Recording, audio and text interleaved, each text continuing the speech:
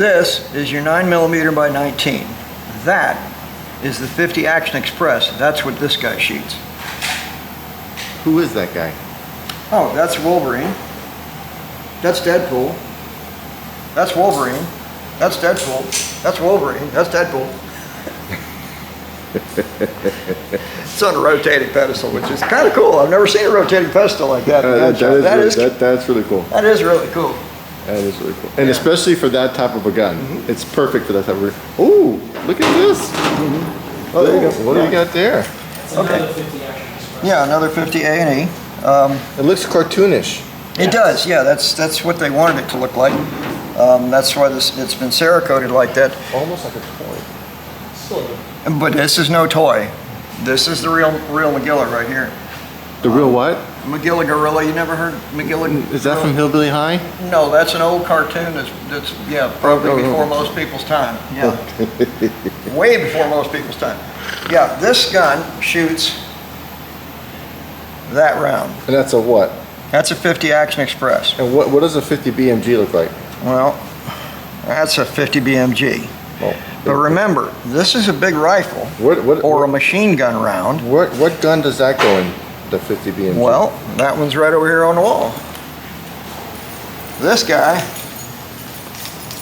goes with this monster gun right up here. So,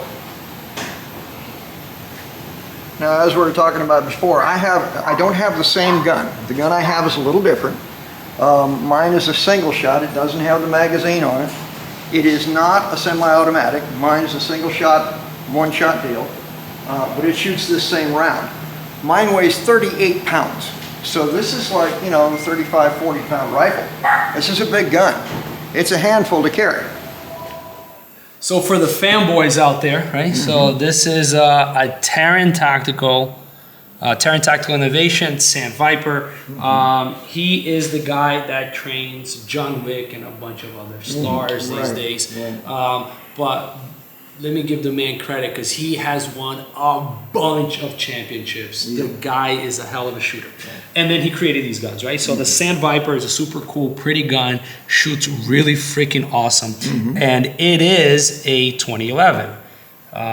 Slide, frame, and then the grip separates. There are 3 different parts. This one here, as you can see, I'll lock it to the rear.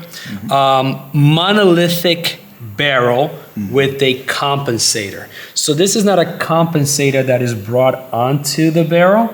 This is one piece. The power ordinance. These guys, we got them here mostly for history. Also, one day our collector's gonna walk in. Is this the polymer frame on this, or is that the steel frame? Steel frame. Okay, Yes, that's cool. Yeah. Feel it up. Though I know that you're not stranger to those. I know you filled one out before. Is that 9mm or? That's a 45. That's a 45. Yes, sir. Wow, that's It beautiful. says the rubber barrel right there. Oh, okay. Let me see.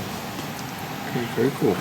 And if you look inside, nothing chambered. Yeah. Okay, now there is a magazine in it, but there's nothing in the magazine. You can look down in there and see that as well. Yes, sir. So, all right. What's the capacity on this guy? I believe 10 rounds. 10 rounds? No, 15. 15. 15. Hey, the Gunny would know. The man right here. So the part ordinance is actually a double stack 1911, which is different than a 2011. There is a little bit of confusion there because a 1911 has 2 parts, has the top and the bottom, right? While the 2011 is broken down into 3 parts. You have your slide, then you have a frame, and then the grip itself is another part. So that's the key difference between a 2011 and a 1911. Now, there are many new 1911 double stack, which Diego was just showing you, which is the para ornance, sort of like who kind of started it all back in, I don't know, I could be wrong, in the 70s, early 80s. All right, cool. So what we were going to talk about is there's something in guns called tolerance stacking. Okay, so what that is if you have 2 pieces of metal that are going to come together, okay, there is a tolerance between them. If you get too much material on one side or the other, then the 2 pieces of material, of metal, are not going to come together. So this is tolerance stacking, and it can be a real problem. So what my question was, is when you Ceracoat a gun, you can't really put the Ceracoat on the slide rails, can you? You cannot put a lot of it. So I'm gonna grab a gun that we did and we'll talk about it. Cool. So here we have a 1911. This is actually a Rock Island Armory. So is a relatively affordable gun, right, in the 1911 world. So I'm gonna cut this off. As you can see, most of our guns have this for safety, and then we'll put it back on. So the magazine is inserted, gun is cleared, right? So go ahead. Feel free to take it apart, and we can look at the tolerances that we're talking about. There's no magazine. No mag in it. Okay, Here we have a 1911 that we, our partners over at A Really Bad Design did. In fact, he did this while at his sort of official certification with Ceracoat in Oregon. And the technique that he used is actually something that the applicators there actually didn't use, and he showed them how this actually better, right? So here you can see the amount of Ceracoat that is put on the rails because of the tolerances that we were speaking of. And here is another 1911 by Rock Island, so we can sort of compare red apples to green apples. Right. Because it's a 10 millimeter versus a 45. Oh, that's the 10 millimeter? That's a 10 millimeter. That's my next gun. Yeah. When I'm ready for that, I'm coming to you. There you go. Here. So it's, it's not quite apples to apples, but red apples to green apples. I'd like to show something real quick on this. This is one of the things that these guide rods really help with. When you take the gun apart the way I just did, pull a pin out, slide right off the end, this guide rod will keep that spring from jumping out of there and kinking. If you kink this spring, you're not going to get as smooth an action out of it. So this guide rod keeps that recoil spring straight and keeps you from getting into trouble on it. So guide rods are a good thing. Yeah, advancement in technologies, right? Yeah. So here you can see the amount of Ceracoat that's on here as compared to what comes out of the factory. The tolerances are so very minimum. And then this is where a master Ceracoat applicator will know where to put, how much to put to keep those tolerances. So we will take a 2011 by Phoenix Trinity Firearm, a hand-built gun that, as you can hear, is very, very smooth. It is, however, chambered in 9 millimeter, not 45. And then we did the Ceracoat, A Really Bad Design. And even putting that Ceracoat on the slide, on the part of the tolerances, you can see that is very, very thin.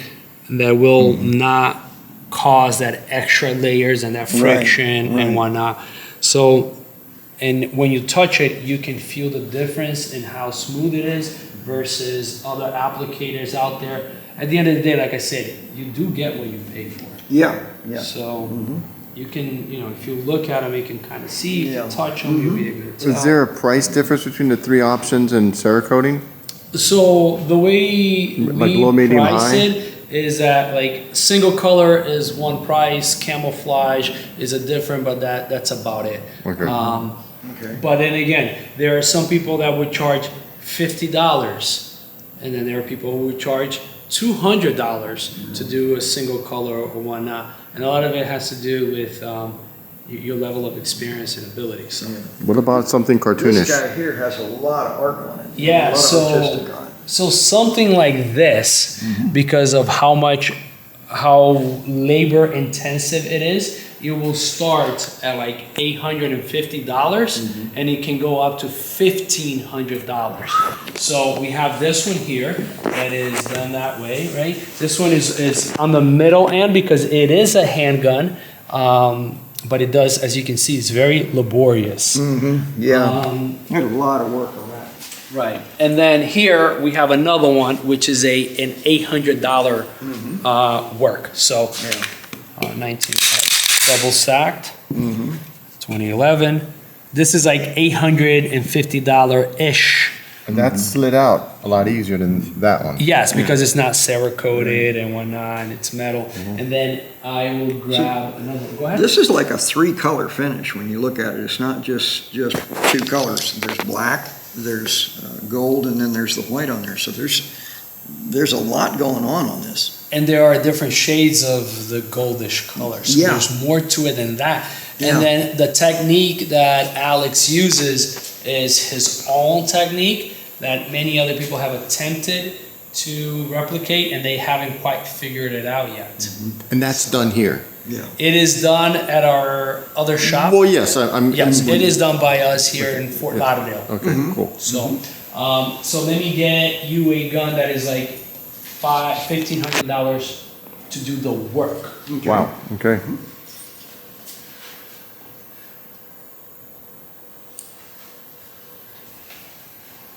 Look at that. That is beautiful. Yeah. That is, and it's worth it. I mean, it's like art. It is 100%. It's art, and it could appreciate in value, and no 2 guns are probably ever the same. No. Not exactly. No Yeah. 2 guns will, because these are done by hand. Right. So this stripe is never going to be the same. He's got to sign it, like Yeah. an artist. Yeah. And His initials or something, he's got to be on it. yeah, he's actually 'Cause part of UNESCO as an artist. He's originally world renowned for motorcycles, builds and design, and helmets. And then we got into the gun thing. Yeah, we're going through this now in the art world, and we've seen some Right. paintings that the artist is not on it. So now the auctioneer has to try and research who the person is. Yeah. And that takes Maybe time. rush Where, through. where if he had his name on it somewhere, it'd be a lot easier to. Are you guys familiar with Miami Art Week? Yeah, kind Art of. Basel, right? So Yeah. Art Basel is one pavilion, and there are many pavilions during Art Week. Right. You may or may not see some of this. That would be cool. Art Basel 2024. That could Oh, be. really? Oh, cool.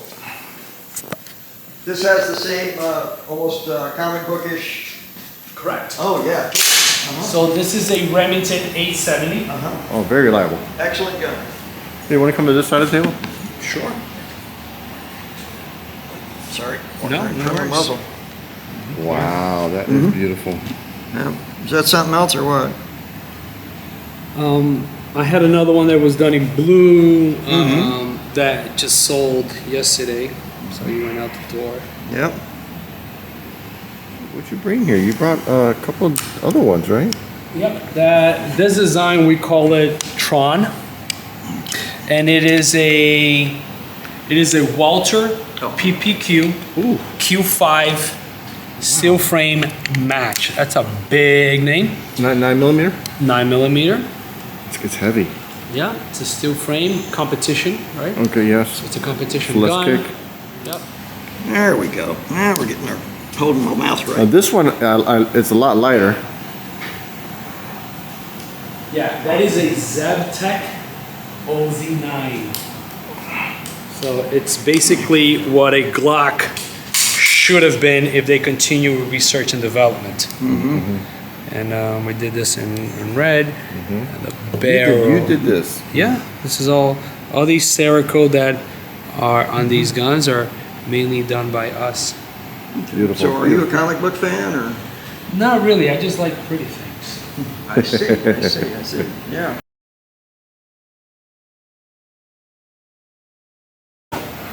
Now we're gonna do something really difficult. He's actually gonna show us how to open the box.